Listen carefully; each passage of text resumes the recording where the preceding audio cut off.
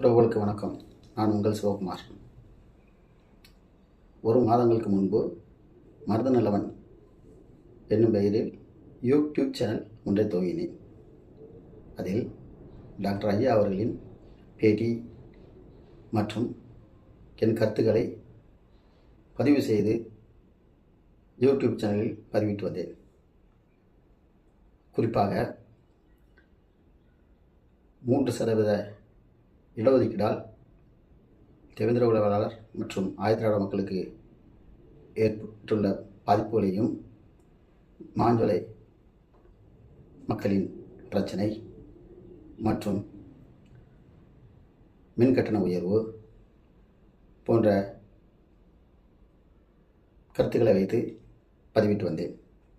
ஆனால் ஒரு 4 நாட்களுக்கு முன்பு சிலர் செய்த சதியால் நமது மருதநலவன் யூடியூப் சேனல் தடை செய்யப்பட்டது. தடையை நமக்கு என்றுமே ஒரு பெரிய இது இல்லை. ஏன்னா நம்ம பல தடைகளை கடந்து தான் என்று பயணிச்சிட்ருக்கிறோம். போராட்டம், இந்த தடைகள்லாம் நமக்கு ஒரு உற்சாகத்தை தான் ஏற்படுத்தும் ஒழிய மனசோர்வு ஏற்படுத்தாது. ஆனால் நம்ம மருதநலவன் யூடியூப் சேனலில் தடை செஞ்சிட்டாங்க.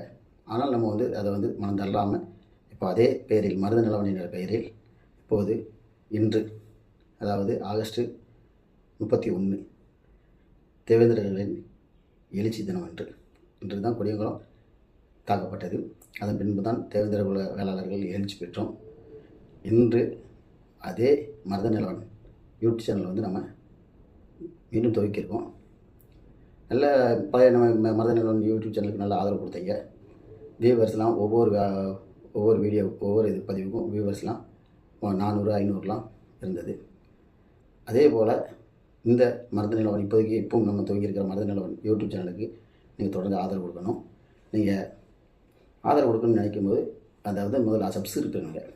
மருதநலவன் யூடியூப் சேனல் போய் சப்ஸ்கிரைப் பண்ணி ஆல் என்ற பெல் பட்டனை அமைச்சு அழுத்தி நமக்கு ஆதரவு கொடுங்க. மருதநலவன் மீண்டும் உங்களின் மருதநலவன் இன்று முதல் உதயமாகி மீண்டும் வருகிறது. தொடர்ந்து ஆதரவு